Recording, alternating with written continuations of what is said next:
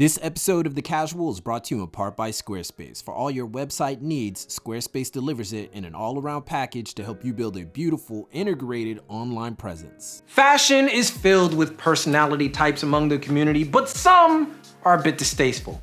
Not only do they throw a wrench in the enjoyment of fashion discussion, but they make it harder for casual fans to integrate into the community because they are the most vocal. So in an effort to change this behavior, which is not gonna happen, we're gonna line them up in a list. I'm your boy Reggie Casual, and these are 7 annoying fashion community personality archetypes and how to deal with them or make them better or deal with it. I don't know, whatever, let's get it.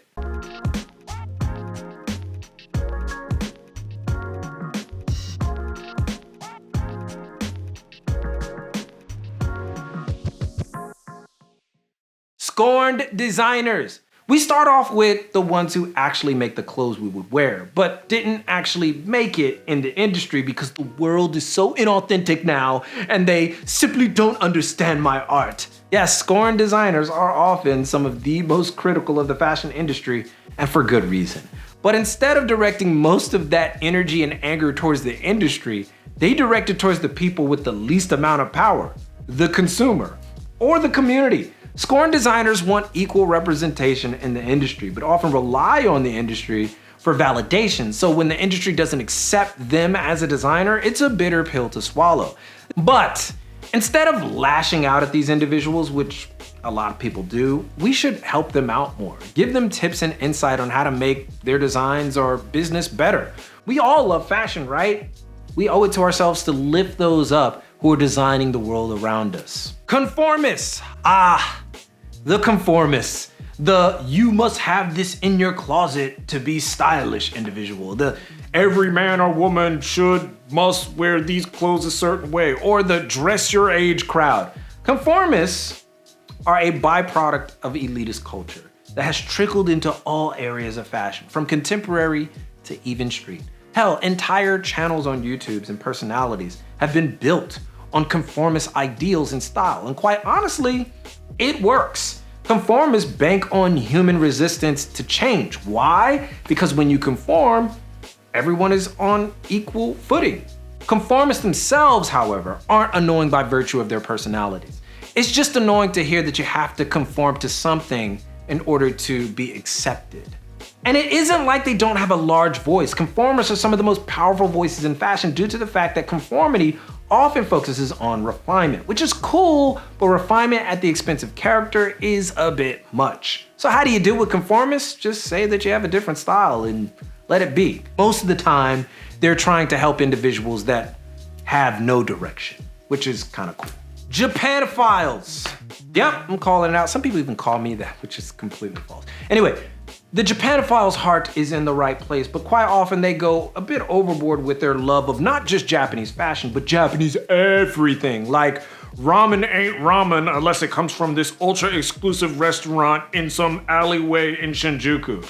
All the while, Japan just adopts stuff from everywhere all the time like they don't know that. And when you do say something like that, like Japan takes stuff too, Japanophiles' response is usually, yeah, but Japan does it better. And in terms of fashion, this is almost always the case. And I get it, I love Japanese fashion. Hell, I live here in large part because of it. But by no means is Japanese fashion any better or worse than any other type of fashion. It's just different. And if you like this aesthetic, then cool. That's like your opinion, right? That's it. That being said, it's often hard to change these people's minds that Japan isn't the best country for everything. Note, it's not. Doritos are atrocious, and finding a proper Cubano is, you won't find a proper Cubano. You just won't. So actively engaging in a serious conversation is often difficult. Best thing to do, learn about Japanese designers that are pushing the boundaries of Japanese fashion that are actively on Western runways, like Dei Kabukibo, Junya Watanabe, Chitose Abe, and Yosuke Aizawa. Then you'll have something to talk about when they go on one of their Japan rants. So meet them on equal footing or ground, or whatever. Underground brooders. You know exactly who these individuals are.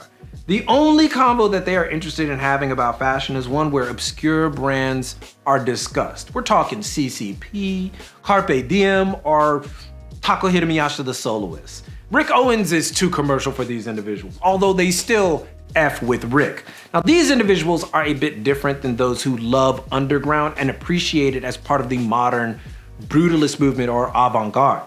Underground brooders, on the other hand, find anything commercialized worthless, and as a result are the absolute hardest individuals to come to common ground with in the community. But herein lies the rub. A lot of the time, they are some of the most knowledgeable about fashion from a constructive and artistic point of view. So finding one of these individuals that's more open to conversation is like finding the goose that laid the golden egg.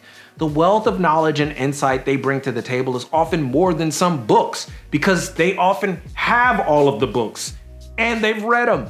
So while it's hard to become cool with them, when you do become cool with them, you'll likely appreciate fashion a lot more. All right, so we got the top 3, but before that, let's get into a word from our sponsor, Squarespace. A big part of this fashion industry is presentation. That's why Squarespace offers up professional, clean, and easily customized website themes that will have you presentation ready from jump. So no matter if you're running an up-and-coming label or just want to sell some novelty merchandise, Squarespace's e-commerce options, social media integrations, and robust analytics and data-driven backend make selling, promoting, and managing your website incredibly easy. All that, and you can save 10% when using our code squarespace.com/thecasual when you sign up. So why are you hesitating? Get started and make that website using Squarespace today. Gatekeeper purists. Now, we could just say gatekeepers for this one. Gatekeepers are annoying because, well, they gatekeep for absolutely no other reason than to feel good about themselves. That's it. I know about fashion, but I don't want anybody else to join the conversation unless they are as knowledgeable as me.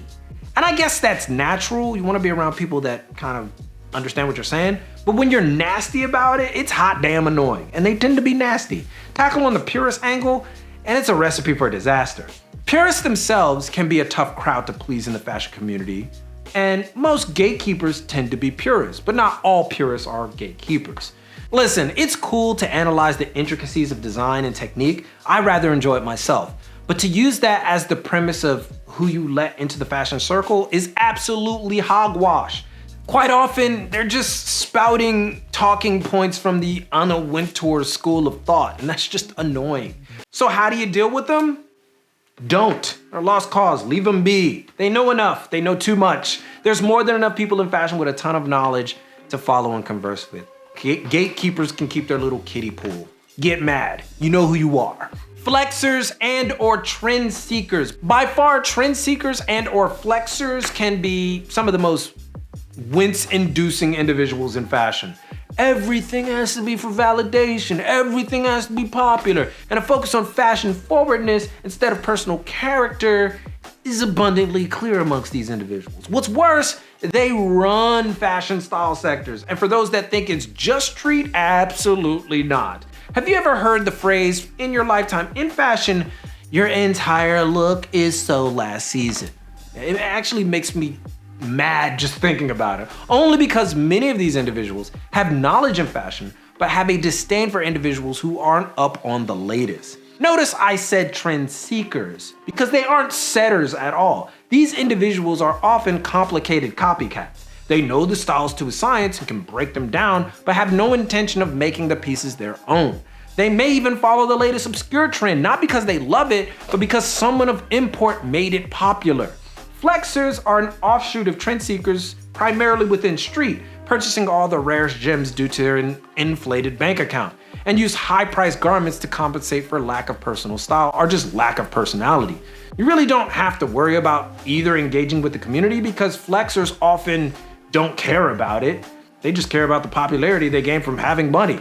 And many traditional trend seekers have now become gatekeeper purists. So, like I said, you don't have to deal with these individuals. Loyal Hypebeasts. The most annoying individuals in fashion by a long shot.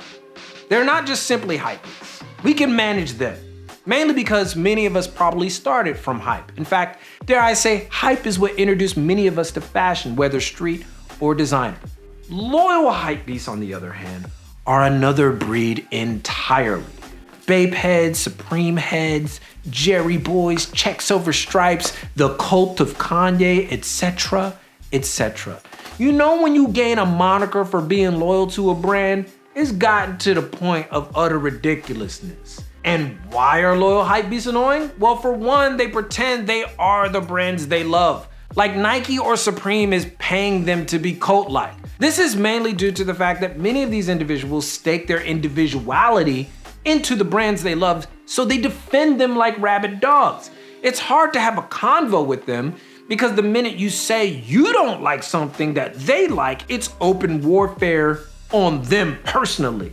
They're like indirect gatekeepers, putting so much fervor into one brand or a collection of brand that others who enter into the fashion space find it difficult to deviate for fear that liking something different than what the loyalists like will get their heads chewed off. How do you deal with them? Just let them be. And try hard not to engage because they engage a lot. They like what they like and there's usually nothing you could do about it, so you could either follow them and just like a picture, or you could not follow them and just never know what the hell they're doing. So totally up to you. In conclusion, there are probably a lot of people who occupy these personality tropes in fashion, like underground brooder. I probably could be called that sometime, but I try to stay pretty cool. So there's more than enough pretty cool people within some of these archetypes. There's definitely some purists out there that aren't gatekeepers, and there's some loyal hype beasts that just like when people wear dope stuff and don't mind if it's hype, and that's great. But the problem is that the bad seeds are often louder than the coolest individuals in the group. So there you have it. So it's not all bad, but we only did 7 here, so we leave the rest up to you. Do you know any fashion personality or archetypes that are generally annoying within the community? Let them be known in the comments, or suggest another thing that we should explore in the world of fashion. Check us out on Patreon to continue the convo, get extra content, access to our Discord, and our fashion brand building series class. But most importantly, keep it locked right here for all of your info on international street fashion culture and business from Tokyo. It's your boy, and keep it casual. Yoroshiku onegai shimasu. I'll see you guys in a minute.